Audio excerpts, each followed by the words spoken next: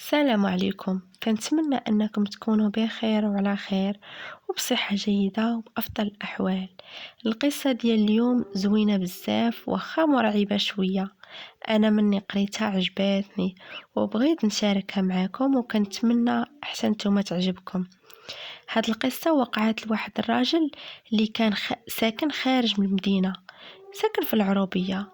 وهاد الراجل كانوا عنده جوج وليدات صغار ومرته ماتت ليه، وهو اللي كان كيهتم بولادو حيت كانوا باقين صغار. الكبير كان عنده 7 سنين وكانوا عايشين غير من الارض ديالهم، كيزرعوا فيها وكيبيعوا من المحصول ديالها، كيديروا خضيره وكيديروا شي حاجه كيعيشوا منها. يعني كيعيشوا واحد الحياه بسيطه. بزاف ديال الناس دراوش. وكيقول مول القصه: مني كنت كنخدم في الارض كان كيعجبني نسمع القران وانا كنخدم. كانت عندي واحد المسجله كندير فيها الكاسيت ديال القران، وحتى فاش كنرجع لداري وكنسالي الشغالات ديالي كنهز المصحف وكنبقى نقرا القران حتى كيجيني النعاس. يعني هاد السيد واحد الانسان اللي عارف طريق الله.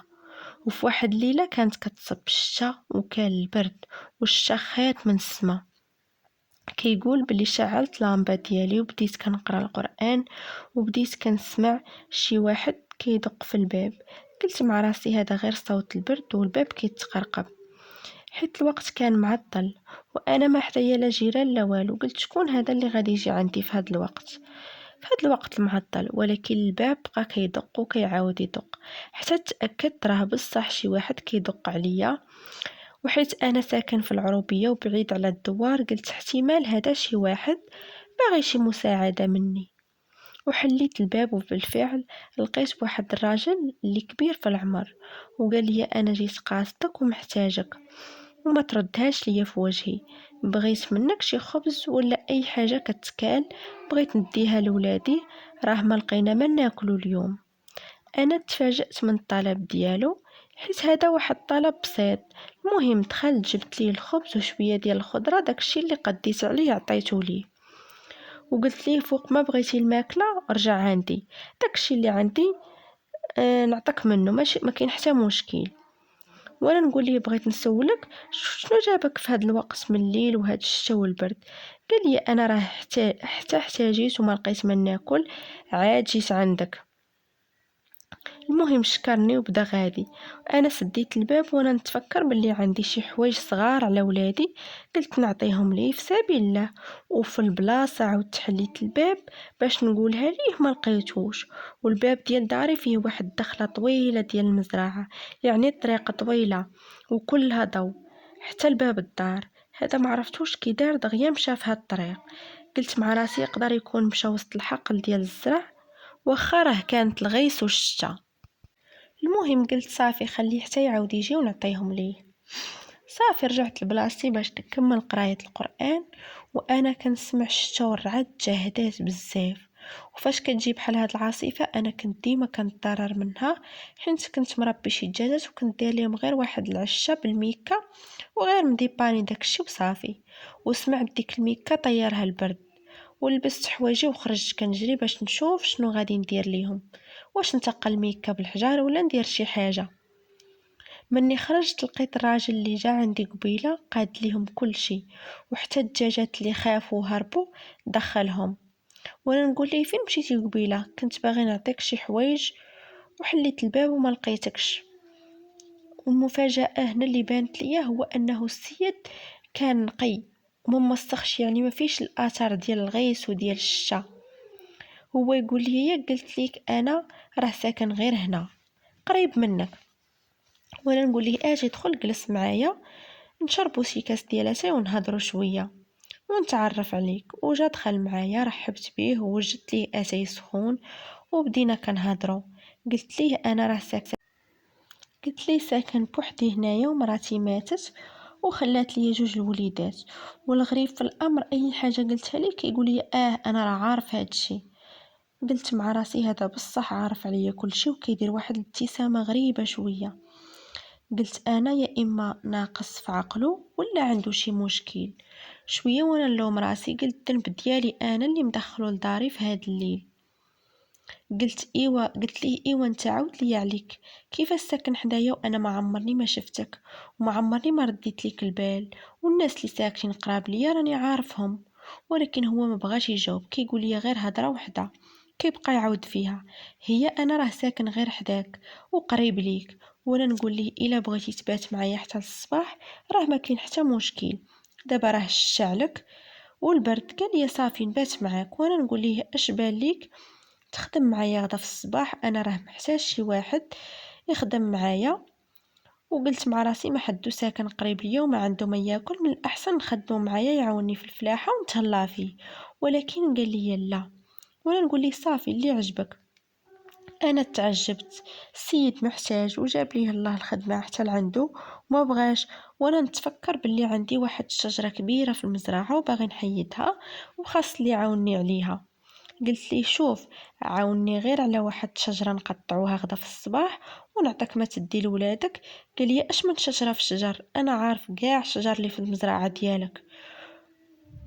وانا نقول ليه ديك الشجره الفلانيه، ديك الشجره الكبيره. ويقول لي علاش بغيتي تقطعها؟ قلت ليه بدات كتكرم وبغيت نقطعها ونستافد من الخشب ديالها. قال لي صافي كون هاني غدا في الصباح نقطعها ومورا المغرب نجي عندك تعطيني شويه ديال الخبز. قلت ليه كيفاش انت كبير في العمر وتقطعها بوحدك، كيفاش حتى مورا المغرب عاد تجي عندي نعطيك الخبز؟ تعجبت شويه. قلت ليه في الصباح نيت قطعها وخذ الخبز وسير. قال لي انت ما يهمكش هادشي، غدا غادي نجي نقضي لك الغرض. المهم فرشت ليه بلاصتو وقلت ليه انت نعس هنايا، هذه هي البلاصه ديالك. وهو مشى لبلاصتو، انا مشيت لبلاصتي. المهم نعست حيت عييت بزاف، ما فقت حتى سمعت الفجر كيأذن. ومشيت باش نفيق ونصليو، ولكن ما لقيتوش في بلاصتو. قلبت عليه كاع الدار وما لقيتش ليه الاثار. مشيت شفت الباب وكان باقي مسدود بالقفل. كيفاش قدر يخرج بلا ما يدير حتى صوت وبلا ما يحل القفل ديال الباب؟ صراحة انا ما بقيت فاهم والو في هذيك الساعة. قلت شكون هذا الراجل الغريب؟ المهم صليت الفجر ورجعت نعست واحد شوية. الصباح فقت وجدت فطوري، فطرت وليداتي وخرجت نخدم في الارض ديالي بحال ديما. وانا غادي الارض اللي كاينه في المزرعه غادي نتفاجأ بان ديك الشجره الكبيره كانت مقلعه من بلاصتها، وماشي مقطوعه بالمنشار ولا بالفاس، كانت مقلعه من الجدر. واخا راه واحد الشجره قديمه والجذور ديالها مغروسين في الارض مزيان. انا الصراحه بقيت مصدوم، وداك النهار كامل وانا مصدوم ما مستوعبش داكشي اللي شفت. ولكن تفكرت باللي قال لي مورا المغرب غادي نجي باش ناخد الامانه ديالي. وبقيت غير كنتسنى فوقاش يوصل المغرب. وبالفعل مورا الاذان ديال المغرب مباشره سمعت الدقان في الباب. حليت ولقيته هو، ديك الابتسامه الغريبه ديالو. قال لي جيت ناخد منك داكشي اللي وعدتيني به، الشجره راه قلعتها كيف ما قلت ليك. وانا دخلت جبت لي داكشي.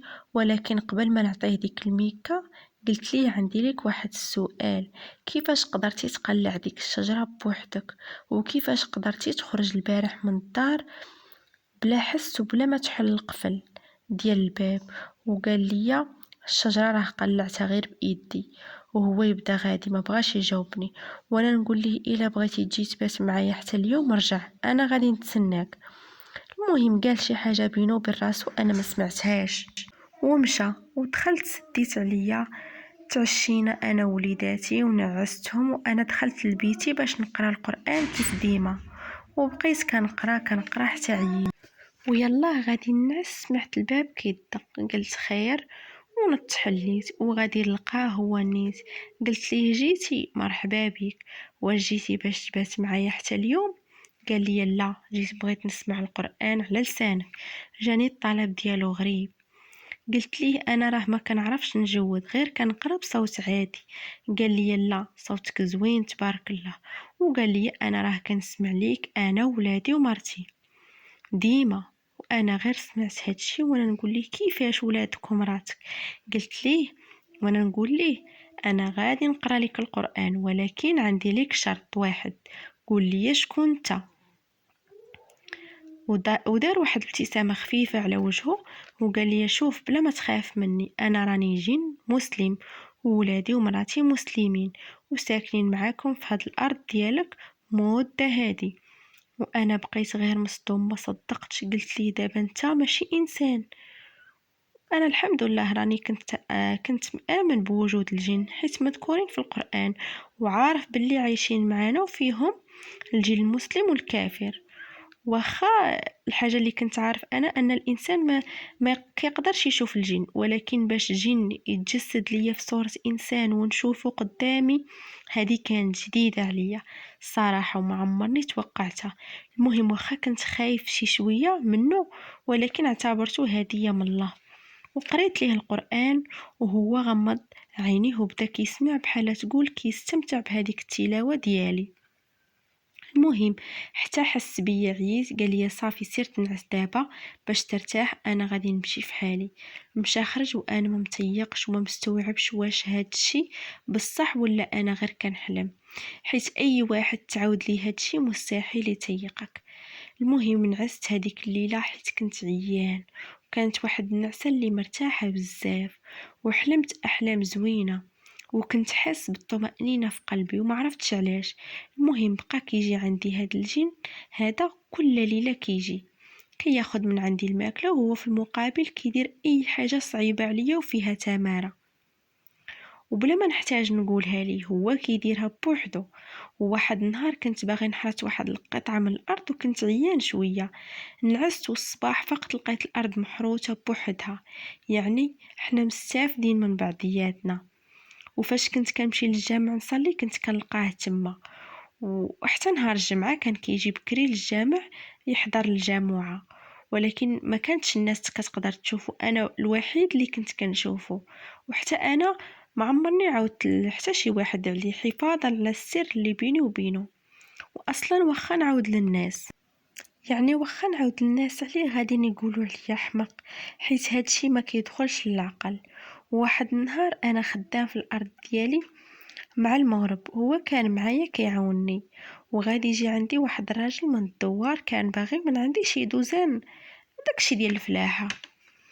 والراجل جلس كيهضر معايا وما شافش الجيل المسلم اللي معانا، وعطيته داكشي اللي بغا وبغيت نضحك معاه شويه ونشد فيه وقلت ليه واش كتشوفني بوحدي ولا كاين شي واحد معايا؟ والراجل قال لي بسم الله الرحمن الرحيم، شنو كتقصد؟ قلت ليه راني غير كنضحك معاك ما ديرش في بالك. وتما تاكدت مزيان بلي راه غير انا اللي كنشوفه من غير الناس. وواحد النهار سولته علاش كتبان ليا غير انا بوحدي؟ قال لي انت انسان عزيز عليا بزاف وبحال صاحبي، وانا وانت عايشين في نفس الارض وما عمرني شفت منك شي حاجه خايبه. انت انسان ملتزم وكتقرا القران بالليل، ولادي ومراتي راهم معانا. وارتاحيت ليك وقال لي حتى ولادي ومراتي راهم معانا دابا، يعني تا هما كانوا حداه وديما قال لي كيسمعوا ليك. وواحد النهار وقعت لي واحد الحاجه مع مراته غريبه. كنت ديك الوقيته مع الظهر خدام في الارض ديالي، وصلت الوقيته ديال الغدا ورجعت للدار باش نطيب ما ناكل ليا ولوليداتي. وانا كنت كندير غير شي حاجه بسيطه، ولقيت ولدي الصغير طالع عليه السخانه بزاف. غير حطيت ايدي عليه حسيت بالخطر، قلت ليه مالك، ولكن ما قدرش يجاوبني، كان كيتألم بزاف. ومشيت نجري جبت واحد الفوطه فزقتها بالماء ودرتها لي على جبهته باش تمص لي الحراره. حتى دخل عندي الجيل المسلم وقال لي ما تخافش، ولدك راه عضات ولفعه من رجليه، ومراتي كانت في هذيك الوقيته اللي قرصاتو حيدات لي السم وعالجاتو، ما عندك مناش تخاف. انا بصراحه غير سمعت لفعه وخفت على ولدي وديته لاقرب سبيطار ديال القريه. وبصح داكشي اللي قالوا لي فاش فحصوا قالوا لي راه عضاتو لفعه، ولكن الاثار ديال السم ما كاينش في الجسم ديالو، وعطاوه الدواء باش تهبط ليه الحراره. المهم مني برا ولدي قلت لي عاود لي يا ولدي كيفاش طرا ليك؟ وقال لي راه مشيت ورا الدار فاش كنتي خدام وعضاتني واحد اللفعه في رجلي، ولكن جات واحد المراه اللي ما عرفتهاش وما عمرني شفتها وبعداتها عليا، وانا ما عرفتش شنو دارت لي هاد المراه، ما عقلت على والو. حتى نعست وفقت دابا. المهم بست ولدي وكنت فرحان بزاف على هاد الهدية اللي عطاني الله. انا ما عمرني شفت منهم غير الخير صراحة. وواحد النهار كان هذاك الجن خدام معايا في الارض وقال لي انا راه كنقدر نمشي لبلايص بعاد، يقدر يتنقل من دولة لدولة فرمشة عين. وواحد النهار سولته على واحد الحاجة اللي غريبة فيه، كان مرة كيكون جالس معايا حتى كيختفي. قلت لي علاش كدير بحال هكا وكتختفي دغيا؟ قال لي راه حيت ما كنقدرش نبقى في هاد الصورة ديال الانسان لوقت طويل. وهنا عرفت باللي هذا ما كانش هو الشكل ديالو الحقيقي. انا بالفضول ديالي قلت ليه كيفاش داير الشكل الحقيقي ديالك؟ قال لي انا راه زوين بزاف اكثر من هاد الصورة اللي كتشوفني بها. قال لي راه ما نقدرش نبان ليك بشكلي الحقيقي حيت ممنوع عليا. قال لي احنا العالم ديالنا مختلف على العالم ديالكم. وبدا كيعاود لي على الانواع ديال الجن، باللي كاين الجن القوي وكاين الجن الضعيف، يعني كاع داكشي اللي مذكور في القران قالوا لي، ما قالش لي شي حاجه زايده على هذا الشيء. وقال لي انا ما نقدرش نعاود لك كل شيء حيت هذا الشيء ممنوع عليا.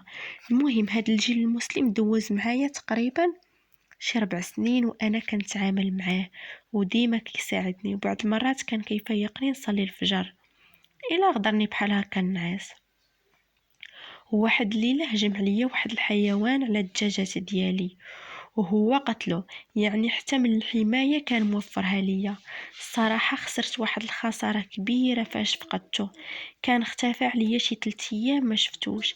حسيت بواحد الحزن كبير في القلب ديالي حيت ولفته بزاف وكل نهار كنت كنشوفه، كان كيعاونني بزاف. غاب عليا هذه 3. حسيت باللي شي حاجه وقعت ليه ما هياش حيت ما مولفش يغبر عليا. حتى لواحد الليله سمعت الدقان في الباب وفرحت بزاف ونط كنجري. فاش سمعت الدقان قلت صافي هو هذا اللي غادي يجي. وفاش حليت الباب لقيت واحد المراه كانت لابسه كلشي كحل وحتى وجهها كان مغطي. قالت لي راه غادي نبدلو العتبه انا وولادي، راه حيت راجلي مات. صافي وهي تختفي من قدامي. صراحه حزنت عليه بزاف ودوزت مده وانا كنبكي عليه، وكنت ديما فاش كنصلي وكنقرا القران كنترحم عليه. صراحه هاد القصه زوينه.